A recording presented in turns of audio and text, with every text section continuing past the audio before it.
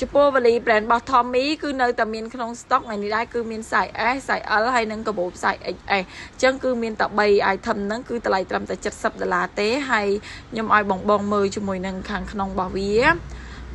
ចំពោះខាងក្នុងរបស់វាក៏ស្អាតដូចគ្នាបងទាំងអស់គ្នាមកជាមួយនឹងពណ៌នេះពណ៌កាហ្វេដោះគោបងចាអញ្ចឹង size S និង size L ការប្រើប្រាស់ខាងក្នុងដូចគ្នាចាមានជាមួយនឹងដៃយួរចំហៀងដៃយួរខាងលើដៃអស់របស់វាអីគឺមកមែនតើ10 brand មកជាប់នឹងដងទៀតបងទាំងអស់គ្នាចំពោះម៉ាកនេះដែរគឺជាប់ឲ្យមាំមែនតើអញ្ចឹងសាច់ពណ៌ cowboy ណាបងទាំងអស់គ្នាស្អាតមែនតើខ្ញុំមាន3 size នេះសម្រាប់បងដែលគាត់ស្រឡាញ់ពេញចិត្តបងអាចឆាត់ចូល page បានទាំងអស់គ្នាណាចាមានបរិយាព្រំបានរហូតដល់3សង់ទីម៉ែត្រ